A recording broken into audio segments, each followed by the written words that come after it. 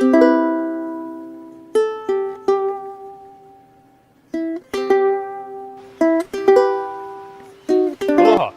my name is Kupa'ahi. Growing up here in Hawaii, I've been exploring our beautiful forests from a young age. I'm thankful for every day I can be out here surrounded by such beauty.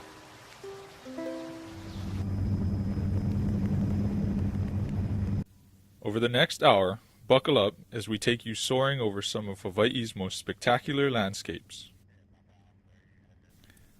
I invite you to ride along as we visit remote areas viewed by few, but vitally important to us all. Along the way, you will meet people who've made it their life mission to protect Hawaii's forests. Folks who are doing both big and little things to preserve them and help them along. They each have amazing, inspirational stories to share. So that looks pretty good. In my own story, our forests have given so much, inspiring me to create art that shares its incredible beauty. Journey with me now as we discover Hawaii's forests for life.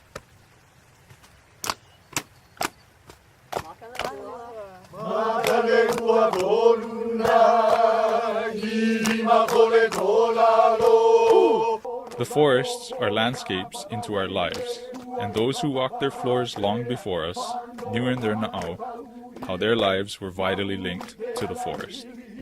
Today, as our relationship changes with the forest and homes and developments creep ever higher into the mountains, we find people losing that deep connection the Hawaiians shared with this place and all its living creatures.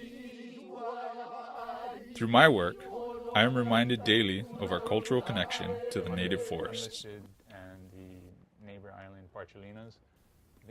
I help protect some of the rarest and smallest creatures that have lived on these islands for millions of years, Hawaii's first inhabitants.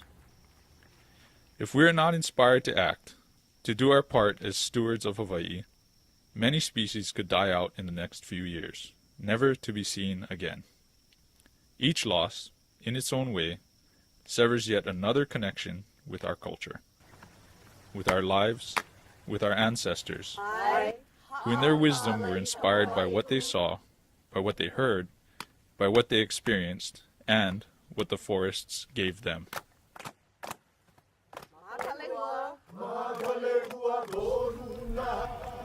When you enter our forests, you're no longer in the realm of people. This is the realm of Akua, a realm that gives life. Forest is what produces our water and cleans our air, necessities that sustain all life in Hawaii.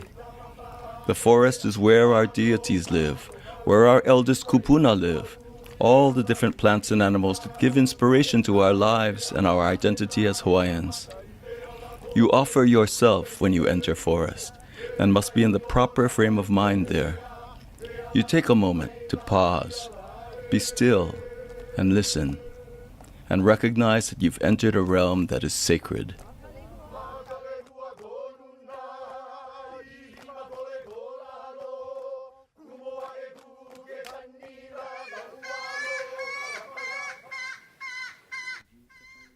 The creatures of the Hawaiian forest are unlike those found anywhere else on Earth.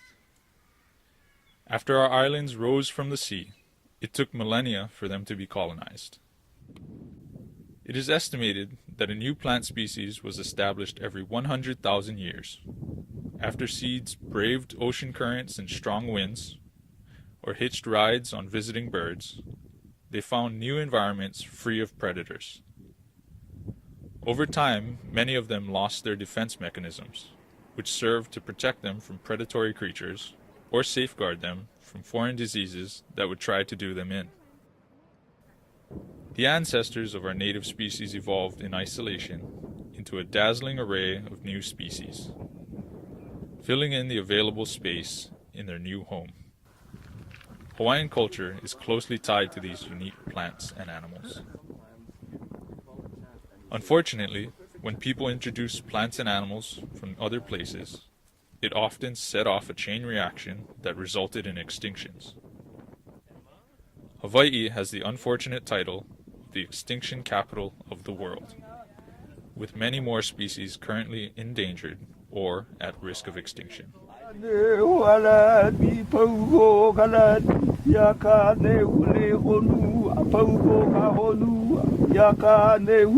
When native Hawaiians first arrived, the island's forests were teeming with tiny land snails, including the kahuli, or tree snails. Hawaii once hosted as many species of snails as the entire rest of the United States. Their brightly colored shells gave rise to the nickname Jewels of the Forest. The Hawaiians celebrated kahuli in Oli, Mele, and Mo'olelo. They also believed kahuli possessed the ability to sing. Kahuli performed the role of decomposer, returning nutrients to the environment. When people first arrived here, they would have seen kahuli everywhere. You could turn over leaves and find them snuggling next to one another, often remaining on a single tree for their entire life. They are long-lived. If you first saw a kahuli as a child, it's possible you might continue to see that same kahuli into your 20s. How sad it is to think that most of these remaining species will be extinct in the wild in the next 5 to 10 years. It is quite possible our grandchildren may see a forest void of these creatures. When land snails start disappearing from a forest ecosystem, you know that something's out of balance, something's wrong. They're one of the first species that will drop out. They're vulnerable to a lot of different factors. And so in that sense, we can use them to identify a healthy forest, and we can also use them to identify a forest that's experiencing detrimental impacts from invasive species or climate change. Despite the many challenges, there's always hope. Hawaii's conservationists work passionately to give kahuli and other endangered species a chance to survive.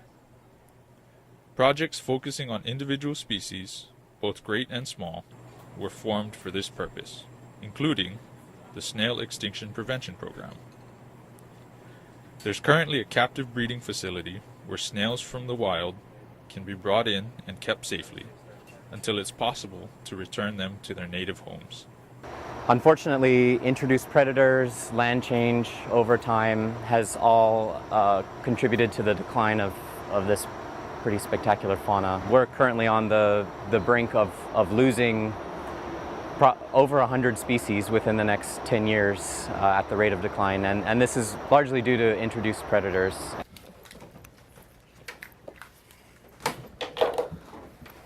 Often, extraordinary steps are taken to protect the species under our care.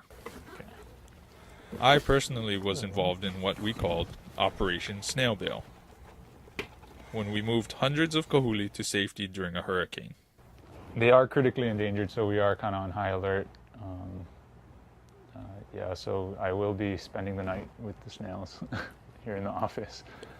Our islands, without tree snails, without the beauty of the Kamehameha butterfly, the siren call of the alala, or the delight of the nene, Hawaii's state bird, would lose a core piece of their essence, their culture, their soul. Once on the brink of extinction, there were only 30 wild nene left on Hawaii Island by the early 1950s. They'd already been wiped out elsewhere across the islands.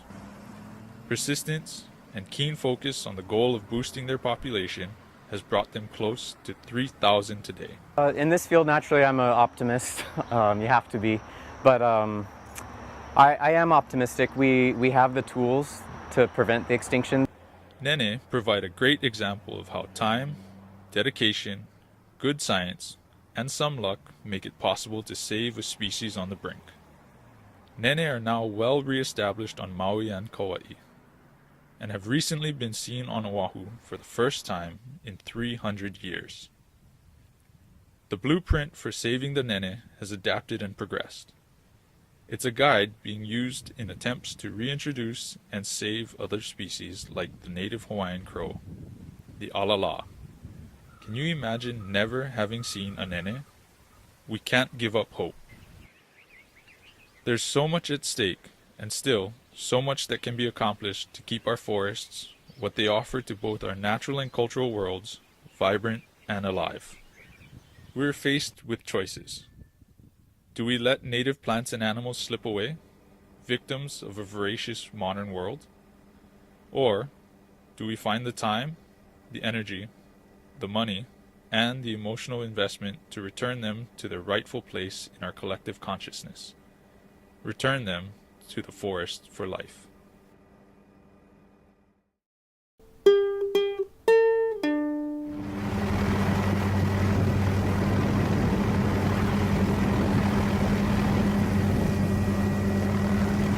Healthy watersheds are essential to Hawaii's clear-flowing streams and our vibrant nearshore coral reefs.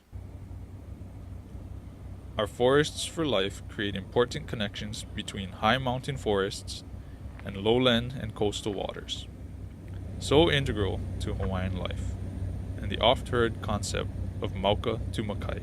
Our water that we drink today essentially came from 25 years ago, where it fell from the sky through rain and percolated through our geological stratus. And by the time it gets to us, it's roughly about 25 years later. So it has had 25 years to filter through our geological makeup from sand filtration, rocks, and so forth.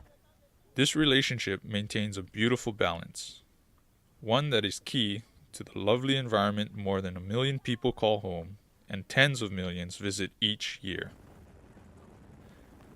This is a balance that is easily broken, but one that can be restored and maintained with the help of the watershed protectors. Molokai is an island of two tales, of two distinct sides. Along the Friendly Isles south slopes, you can clearly see the delicate relationship between Mauka forests and Makai coastal waters. These slopes were once covered by a unique shrubland, and a forest found only on leeward sides of the islands. On Molokai's north shore, the world's highest sea cliffs frame mostly healthy forests, spared from goats that will devour everything in sight, like they have done just a few miles away. This landscape for me has changed dramatically. I grew up in this part of Molokai, a little bit west of here, and I hunted these areas from about 12 years old. And this is all, we always called this the moonscape because there was no vegetation. Lots of goats, thousands of goats. You can see just a few patches of green down in the gulches. You know, for years I've heard people say we got to do something about our eroding slopes. This barren land, stripped of its native vegetation, lies vulnerable to rain events where tons of dirt and silt flow freely downhill and onto the reefs. The South Shore Fringing Reef on Molokai, USGS has said that it's the longest continuous fringing reef, not just in Hawaii, but in the United States. And so what that means to me, in non-scientific terms, is that that's one of Molokai's greatest food resources. Everybody goes on the reef to collect fish, octopus, or we call it he'e, shellfish like crab and lobster, limo. Limo is seaweed that people use for their food, and just a whole variety of fish species that people like to collect and eat. So it definitely is our greatest food resource here at Molokai. I mean, I can see people wanting to protect their property, but the county should... The Watershed Partnership on Molokai and 9 others on 4 other islands work to control erosion, fence critical watershed areas to keep out goats, pigs, cows, and deer, and revegetate the forests with native trees and shrubs. Fencing is a big piece of it. Fencing off the invasive ungulates that can come in and do damage to the native vegetation. And then also reforestation and replanting of native vegetation and a lot of weed management to get rid of the invasive species. It's been almost 9 years since we started this goat control, and I'm amazed at the vegetation recovery that's going on. Now it's not a moonscape anymore, it's green. There's actually shrubs. There never used to be any shrubs on this let alone some of it are becoming trees. None of this existed when we, growing up as a child and before 2009. I fished all my life on this reef, and every winter it used to always be red with sedimentation. Today we very rarely see that. It's because, as you know, vegetation holds the soil, the rivers flow cleaner, we get less sedimentation. The goat removal program has initiated real positive change. More native plants, less erosion, and less sediment to end up below on the fringing reef. First of all, the goats aren't being removed in their entirety. The goal of these management plans that each watershed partnership has and puts in place is to pick the areas that make the most sense for everybody to manage and to preserve and keep the ungulates, the goats, and the other ungulates out from. And those areas typically are inaccessible to most people anyway, and they are high up in the watershed, so they have they're preserving the highest recharge function to our water supply.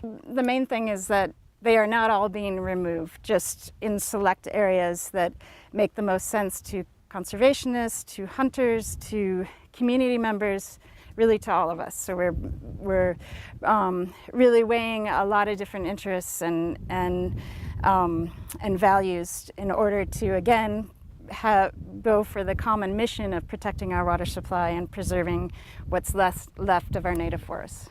When watershed forests are protected and cared for in a Pono manner, native cloud catchers like the Ohia Lehua and the majestic koa help capture water that begins as a drip from their leaves, down into the ground or into streams, and ultimately to the coast and the oceans. These trees capture and slow down deluges of rain with their rough, slow-growing bark. Their intricate roots help keep soil in place. No trees, and the soil has a path to free flow downhill into the ocean. So the smaller one here? Okay, and that yeah. bigger one, yeah. So Oh, yeah. right about Yeah, the yeah. smaller fish pond Uh-huh. to that to the stream bed. Mm-hmm. On Little Molokai, there's the start of something big. The marriage of modern science with knowledge of best practices passed down through generations from the original Hawaiian stewards expands beyond these shores. Building and learning, sharing knowledge across the islands. Another way is being forged to malama our forests for life. It is the right time, I would say. Sure, the right time would have been decades ago, but we still have native forests that can be protected. We still have a healthy water supply that can be protected and enhanced. And so it's not too late. We're in O'Okala on Hawaii Island. The name of the property is Kamalu o Ni'upea. We're actually in Ni'upea Homesteads. On a misty morning, Kay Lundberg and her dog walk across her 40 acres. She is one of the superstars of private forest restoration. People who set up conservation easements. This means they've agreed to set aside land for conservation purposes forever. So my intent is to restore a native forest. Kay and other like-minded property owners can get expert help, technical assistance, and other resources from an array of federal and state agencies. She's received top awards from many of those agencies for her and her partner's work here at O'Okala. It's an ongoing process, but her forest looks a lot different today than before, when invasives, plants and animals that crowd out or destroy native plants, choked the native forest. The major invader here were pigs and strawberry guava. It was so thick, and then a lot of guinea grass was here, so we weren't really able to I didn't even know what the property really looked like. All I knew is we had amazing ohia, and I was advised, and I knew that if it wasn't managed properly, they weren't going to survive. And now that we're dealing with rapid ohia death, the threat is even greater. So we're planting trees. That's what we're doing. We're planting trees, and we're planting lots of ohias, so hopefully for the future. Invasive trees, like strawberry guava, are water suckers. In contrast, native trees, like ohia, drip water onto the ground, where slowly but surely, one drop at a time, underground aquifers get replenished. Invasives use almost every available drop to expand their own kingdom. Like an invading army of giants, they swallow up virtually everything in their path, making it difficult, if not impossible, for native plants and trees to thrive. It's overwhelming, the maintenance of it, because we have to constantly keep on it to keep the invasives. The strawberry guava, we're managing it well, but now we've got the tibochina, very thick, that we have to get rid of. We have guinea grass that has come in now where the ground was disturbed. So it's going to be an ongoing process. So I'm very grateful for a conservation easement, and I'm, looking for the succession plan here. This is a long-term project, way beyond my lifetime. So I am very intent that it will stay in conservation, and it will be very carefully transferred to the next steward. But this was probably this big when it went in the ground. And when we plant our trees, we put cardboard around them. Kay feels that while the time and care needed to nurture lands under conservation easements is challenging, sometimes a mixed bag, she finds it extremely rewarding. But financing, equipment, resources, and most of all, passion, Kay says, are key. Our native species do not recognize land boundaries. Partnerships with landowners like Kay are essential for their persistence. It's a long-term reward, and I think the passion is the most important thing, the passion for the trees. In my case, it's native trees. So I know how few and far between they are now, and our native trees are fragile, and if they're not restored, if they're not brought back onto the land, there will be no more native forests for our children and our grandchildren to see, because the ones that have been brought in, the exotics, and I have my own bias there, but I want to protect the native trees. Restoration projects like Kay's might soon get a boost through an innovative financing mechanism called carbon offsets. So, you are here? Traveling not too many miles from the eastern slopes of Mauna Kea to the north, this group is visiting the Pu'umali restoration area. This was once a prime forest of native koa and is home to one of the most endangered Hawaiian birds, the palila. In the decades that followed, cattle ranching and a forest fire left the area unrecognizable. Now, Pu'umali aims to meet the challenge of combating climate change. This groundbreaking project will harness the power of public-private partnerships to replace entire forests and offset the very thing that causes climate change.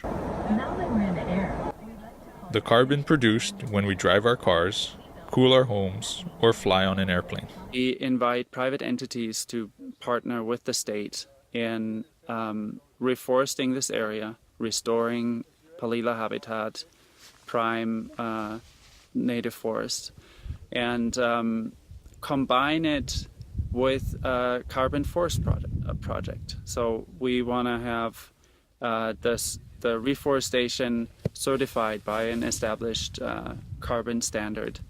That's basically a third party that certifies that you are storing a certain amount of carbon by reforesting the area. So whenever we plant a koa tree, just like that, with the photosynthesis, it sucks out carbon dioxide, one of the major greenhouse gases that is changing our climate as we speak.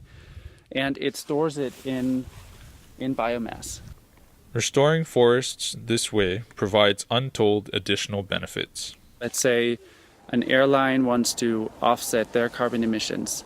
For now, they cannot fly without fossil fuels, so they have to look at ways, okay, all these emissions that we put into the atmosphere, how can we mitigate that? And a project like this would be the perfect opportunity because it has so many benefits. Not only is it storing the carbon and sucking it out of the atmosphere, but it also creates critical habitat. Just like Kay Lundberg's efforts around the mountain, just on a much larger scale, returning large landscapes to the way they used to be has countless challenges. You're at the mercy of the weather. Too much rain, too much sun, too hot. And that tenacious battle of keeping out non-native and invasive plants and animals bent on reversing any progress. Hawaii is on the forefront of this movement, which recognizes there are many things we can each do to keep our water fresh, clean, and abundant. To behave pono by recognizing how land, water, mountain, and ocean are all connected. If we protect our forests for life, they will assuredly help sustain our lives. It is very exciting, and we are definitely taking a lead, and we are proud to continue this tradition of Hawaii to be a national leader when it comes to environmental protection and to conservation, and these innovative approaches such as the forest carbon mechanism.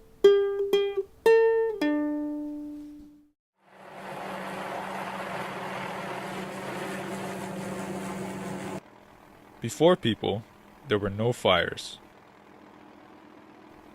Even flowing lava and lightning strikes were unlikely to spark fire in the dense native shrubs and wet forests.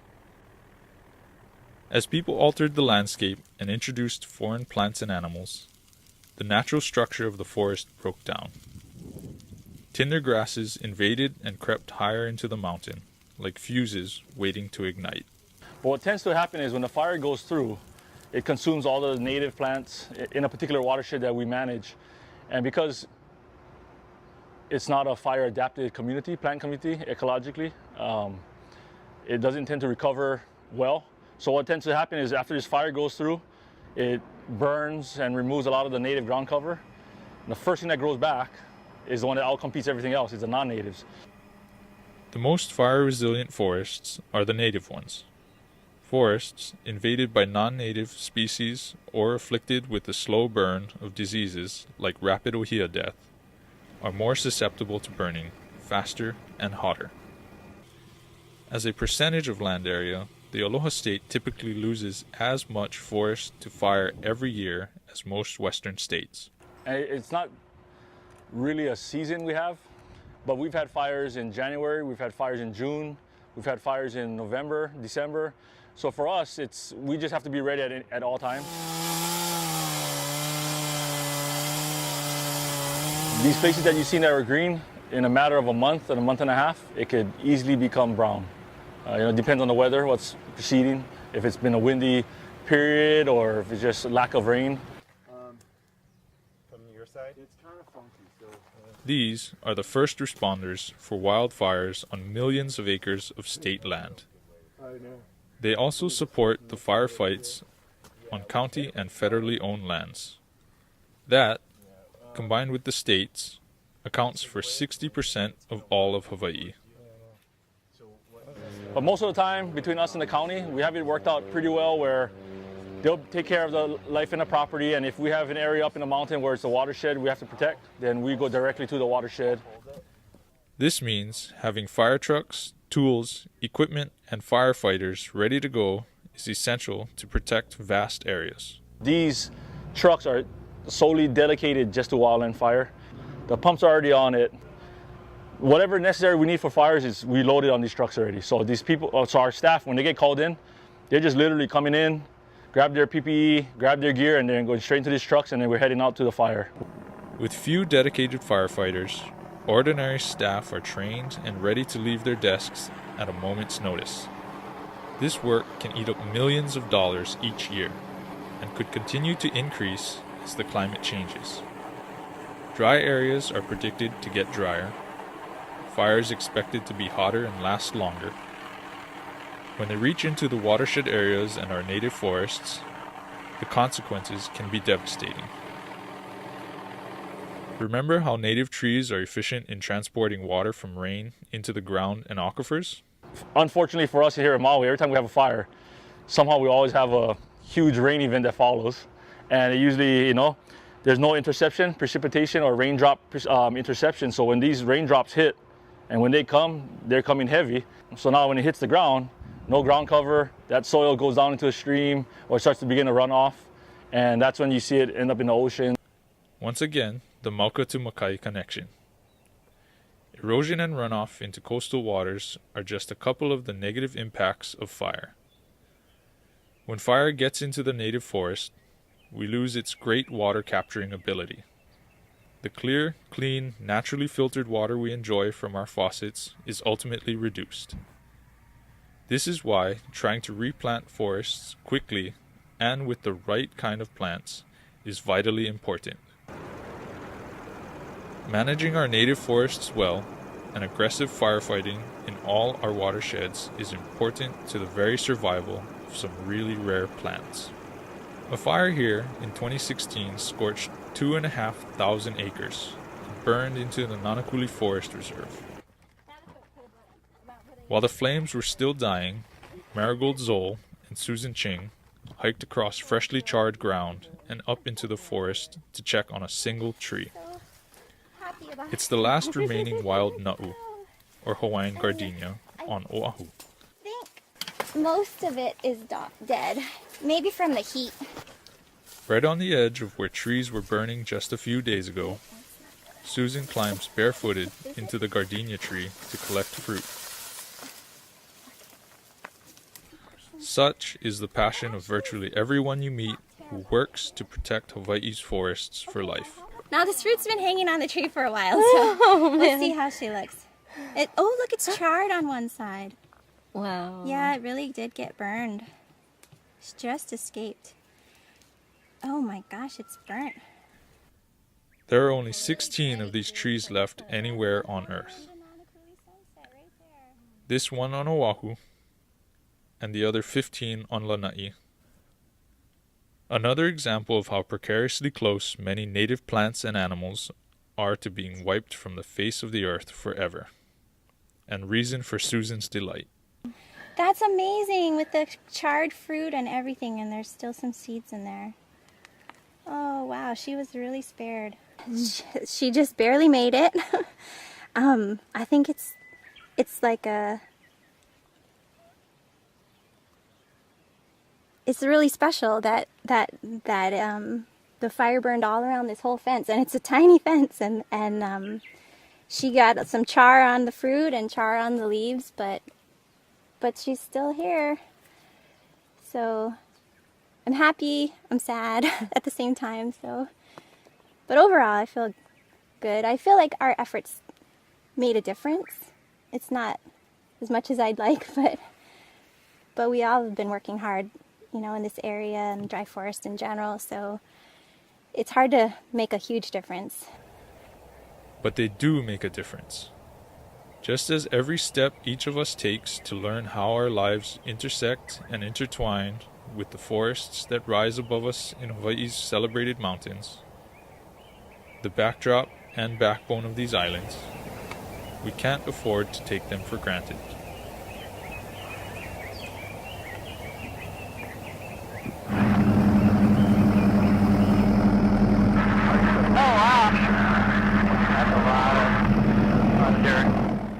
In April 2018, the skies over Kauai opened up, and over certain places, more rain fell in 24 hours than has ever been recorded anywhere. This epic flood toppled homes from their foundations, overturned 2-ton trucks, swept countless tons of debris out to sea, and for many months cut off permanent road access for hundreds of people on Kauai's north shore. Powerful raging waters cut into mountainsides and left enormous erosion scars. was dramatic. We'll never know exactly how much rain actually fell in this location since we didn't have an automated rain gauge. I measured accurately 30 inches of rain in 12 hours in 1987, and my guess is we had more than twice that. We know Hanalei recorded 50 inches. We're in Limahuli Valley. In particular, we're in the lower Limahuli Preserve, which is a natural area. And among the most beautiful, pristine, and biologically diverse places anywhere in the Hawaiian archipelago, Chipper Wickman of the National Tropical Botanical Gardens, of which Limahuli is a part of, and Melissa Fisher from the Nature Conservancy are eager to point out that it was the actions taken before the big flood that really saved the upper portion of the 1,000-acre valley and its rare plants and birds. We are kind of split geographically into the lower preserve and the upper preserve. We've got an 800-foot high waterfall that separates the two. The upper preserve is entirely fenced with ungulate fence, and we manage that area very, very actively for ground nesting seabirds. There he is,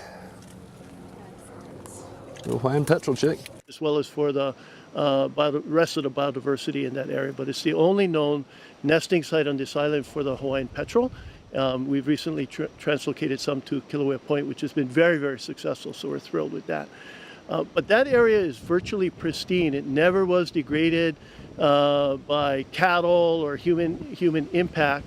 And with the ungulate fence and ungulate free, it's a really intact native system up there. And it was really amazing. Now, part of what I'm going to describe could be partially due to greater intensity of rain in the lower preserve because it was a very localized rain event. But we had no landslides in the upper preserve. We had no damage to our fence. The biodiversity up there really didn't have any long-term or significant negative consequences. The stream obviously was raging and everything was running off, but intact native system is not monotypic, it's diverse, it's designed to be able to catch and filter rainfall, and so we really saw that system up there functioning really well. As Chipper was mentioning, the more complex the forest, the more diverse the forest, the better it is to capture that fresh water, the easier it's going to be to slowly filter it down to the forest floor. Whereas you look at a more simple forest where you might have albizia or strawberry guava, these types of forests create just stands of trees that crowd out all the native species, but they act as almost funnels, and the water just runs down their smooth bark to the forest floor and causes erosion and runoff, which then affects our streams and rivers and flows down to the reefs. And so it affects the whole system. Yet another Mauka to Makai example to show you how everything that happens up high has a definite impact down low. It's really a classic cause and effect. On Kauai, the Nature Conservancy helps coordinate one of the watershed partnerships. The Kauai Watershed Alliance includes 11 landowners and the county's water department. These lands come together at the top of the mountain, the headwaters for all 7 major rivers on the Garden Island. In Melissa's words, and as you can see for yourself, this is a pretty amazing place. Now we've learned that Hawaii's native forests can dampen the impact of natural disasters. Our list of benefits just keeps growing.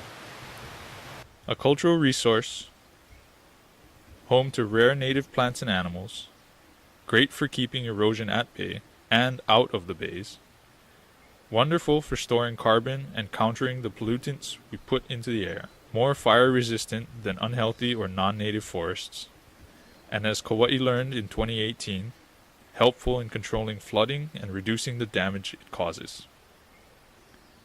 Most importantly, bringing us back to the one thing that we all appreciate, these forests for life protect the clean water we drink. We live on an island. We're in the middle of nowhere. And if we can't take care of our own fresh water, it won't be there for future generations. How much water do we have? How does it get from the ground to our faucets? and what's happening to make sure a steady flow continues. This is East Maui, where forests and water are so closely linked that water seems to run, flow, and move just about everywhere. We're in Hanavi, above the Ko'olau ditch, as part of the East Maui irrigation system in East Maui. East Maui is part of windward Haleakala, and the trade winds bring a lot of rainfall to Haleakala, and this rainfall contributes to groundwater recharge and surface flow. Protecting the watershed, specifically the forests within the watershed, is an important component to the water cycle. The forests act as the sponge that captures all that rainfall that the trade winds bring. And that sponge releases it both in terms of groundwater recharge and surface flow. Some of this surface water gets diverted to the central plains for drinking water supply and agriculture. For a very long time, much of Maui's water was used to grow crops, like sugarcane.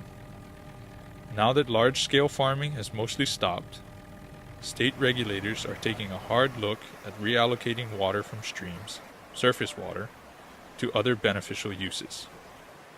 So we evaluate freshwater habitat, recreational and aesthetic values, traditional and customary practices, water quality, and a variety of in-stream uses that are defined by the state water code. It doesn't hurt to repeat what we've heard over and over. Philosophy and a way of thinking formed more than a century ago.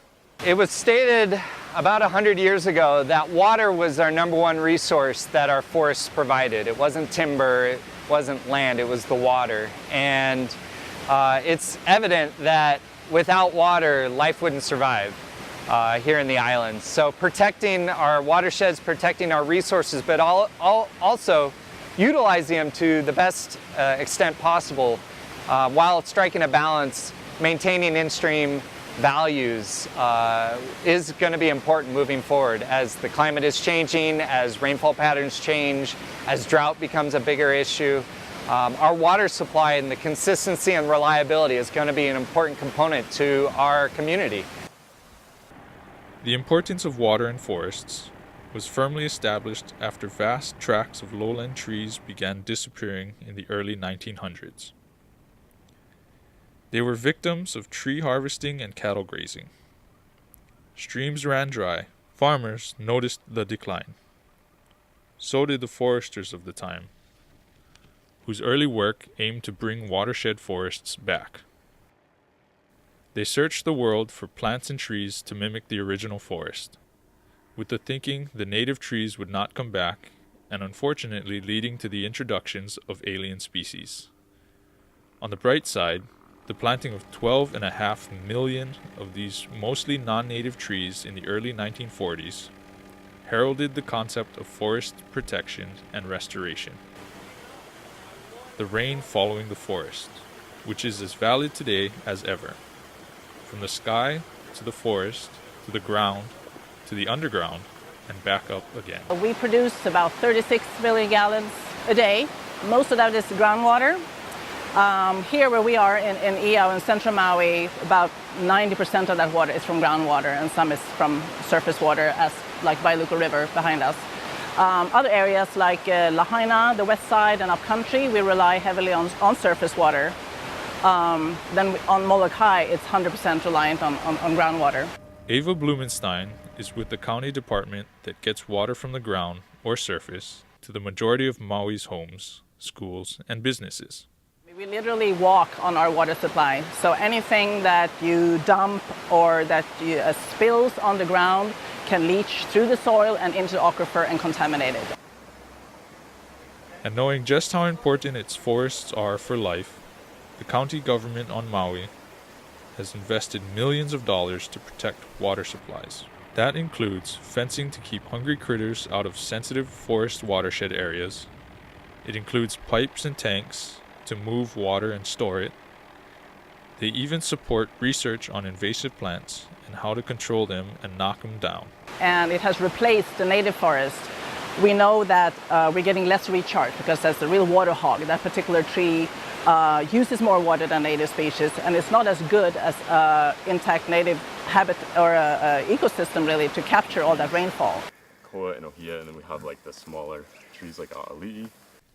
With all the forest protection and replanting projects happening all across the state, there's a real sense of optimism. And shortly, you'll meet some of the people who have their boots on the ground, working and volunteering to be sure that optimism is true and lasting. There is plentiful and there's pristine water resources here. In terms of groundwater, we have 426 million gallons a day. We certainly have the supply there. It's just a way of managing and using it responsibly. What can you do to help our forests for life and the water we drink? Really, it's just a matter of awareness and perhaps changing your habits or behavior a touch. For now, Hawaii's freshwater supplies are secure, but it may not always be that way. We often have droughts which can seriously tax how much water is available. Beyond not wasting water today or tomorrow, it's about remembering that what we do on land affects the ocean. What we do up high in the mountains, across our agricultural plains, and even in our own backyards, impacts everything down below. You guys ready to go over a couple plants? Maybe a little safety briefing? This is something more and more people are learning and embracing. Which makes it really easy to identify, but it also has a lot of these like really nasty little pokies on here. So I'm gonna pass this one around. We are located right now in the Pahole Natural Area Reserve at a site we like to call the Makua Rim, or the Overlook site. And so today we have a group of volunteers helping us weed out one of our restoration sites. If you look around, we've got lots of native and non-native plants, and so they are an essential part of our workforce in trying to maintain watershed quality as well as maintain biodiversity of our native forests. Almost every single day, you can find staff and volunteers out working in the forest. They spray weeds and yank invasive plants out of the ground. They plant native ones. They learn the ways of the woods. Volunteers are really crucial for our program. We have so much areas and we have a limited amount of staff being the state. And so as we start to grow and as we start to really get into our priority areas and even areas around that, we find it really useful to have all this volunteer labor. Their motivations for helping native forests recover and thrive vary. Some folks hike or hunt and want to be sure they can continue having fun in Hawaii's unique and beautiful native forests. Sometimes people volunteer for a day or two. Others sign up for 5 or 6 or 7 days, working in remote places. Many others make volunteering in the forest a constant in their lives. They all get something different from the experience. Oh my gosh, your body calms down, you become peaceful, you become happy. I like to do it because it's beautiful. The Hawaiian forest is beautiful. Beyond individual volunteers, there are countless community groups and companies, like Coca-Cola, that donate time, money, and labor to give native forests a helping hand. In one of Oahu's most important and productive watersheds, Coca-Cola helps build fences. The fencing projects that the state undertakes are usually pretty expensive, so we rely on partners. That includes state money from the state legislature. We have some Board of Water Supply money dedicated to this project, as well as funding from Coca-Cola Company. That being said, we still have quite a bit more that we need to raise in order to complete the fence. Even the Army gets into the act. The funds are very limited, and so they provided about $200,000 worth of airlift capacity, and so it really makes our dollars stretch a lot further when we're able to partner with them. They're saving us a significant amount of money by doing this as a training opportunity for the National Guard, so it's a win-win for both sides.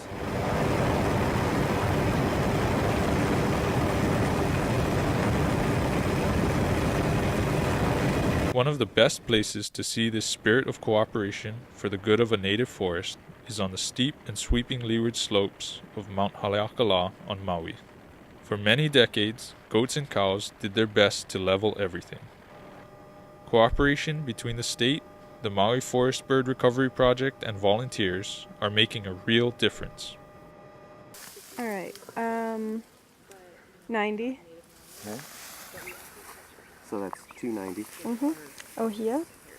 While the work here is already paying dividends by reducing erosion and runoff, and by reintroducing native trees like koa and ohia, it has a very specific purpose. We are trying to reestablish enough forest to bring the native forest birds back to this spot. So the success of this site has actually really blown us away. The fence went up and the ungulates were out of here in around 2012, the final animals out, and at that time we started experimental plantings as well as monitoring natural regeneration that was going on in here. And the survival rates of the outplantings in this area surpassed any of our expectations. We've also found techniques to be able to enhance natural regeneration, and the forest is coming back a lot faster than we anticipated. More than 250,000 native trees are now in the ground here, planted by staff and many volunteers. Soon, it's hoped this forest will once again be full of the songs of native birds, which will be music to the ears of the many people who've helped it along. This is something that I always tell our crew and people who come up here, and whether they're volunteering or they're getting paid to come up here as our employees. But I tell people, I said, you know, although you're getting paid to do your job, I said it takes a different person that's got to love what they do to come up here and, you know, high winds, lots of rain, but they do it, and this is the product, you know, fruits of their labor, and I'm really happy to see this today.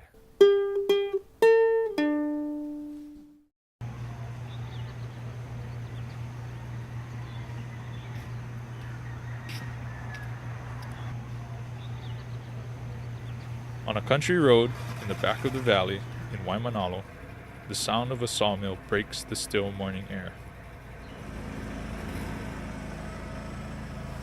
Here at Waimanalo Wood, Miles Ludke and his business partner Elmer have a thriving business milling all kinds of wood into usable lumber that can build our homes.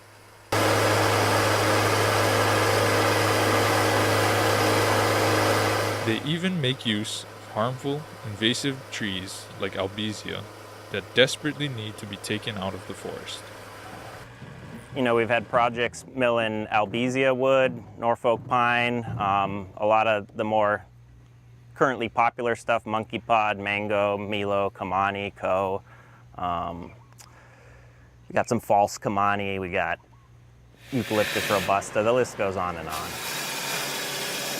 On another country road, near the Hamakua coast on Hawaii Island, Timothy Shafto turns a bull. We have some of the best woods here in Hawaii, and this is one way to showcase the beautiful woods that we have in Hawaii, and it's a very sustainable forest. He's one of a growing number of wood magicians using milled wood from fallen trees to create beautiful and functional works of art. And on a busy urban street on the University of Hawaii campus in Manoa, another work of art takes up an entire street corner. Again, the focus is to remove albizia from the forest and turn it into something good. This is an albizia prototype.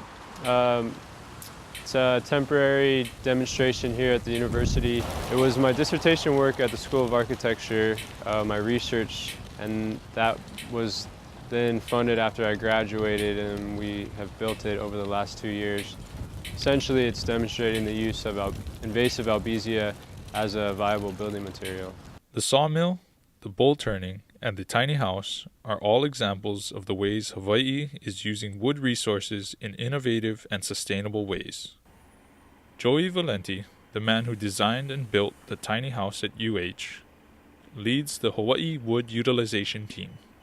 Formed in 2017, it's a group of experts from various wood-related industries, aiming to produce and initiate innovative cross-sector ideas and projects that expand wood product markets in Hawaii. This project behind me and what we're looking at next, I think it's sparking something that that was there, but just hasn't really been explored at the right time, and I think we're at that time now. Hawaii has never had much of a timber industry, mostly because it costs so much to ship wood to the continent or overseas. But with a plethora of exotic and beautiful native woods, along with invasive trees like albizia that need removing, there's a movement to develop local markets and uses for Hawaii's forest products that can sustain our lives in these islands. We work with a eco-friendly casket company named Pahiki Caskets, and they use a lot of our Norfolk, and they're using the albizia too and some monkey pod. Really, people come here and get wood for any reason that wood is traditionally used for: shelving, countertops, a box, anything. Hopefully, one day harmful trees like albizia will no longer be available from our forests, and our local woodworkers will only have native and non-invasive species to work with. On Hawaii Island, Tim has expanded his talents and his repertoire from beautiful koa, kamani, and milo bowls to art pieces that use other materials but focus on wood. This one here is just an abstract, which all these pieces, what I'm trying to do is showcase the wood. One thing that I don't do is I don't work with trees that have been taken down live. It's all dead, fallen, and dying trees. So again, all these here started with the platter, with the resin. And so here we have the koa, and I have the colored resin. And I build my own panels, so it's all start to finish. This one over here, this is my landscapes. So we have the koa here and the sand here, which I can say I don't take from the beach. So you got the wood, you got the sand, and you got the resin right here. Wow, that's really beautiful. My art is not created from wood, but it's inspired by our native forests. And I hope that you've been inspired to join all the people we've met in caring for and protecting our forests for life. In so many ways, forests truly are the life force of our islands, vital for us today and into the future, forever. I'm Kupa'ahi. Mahalo for accompanying me on this journey, and ahui ho.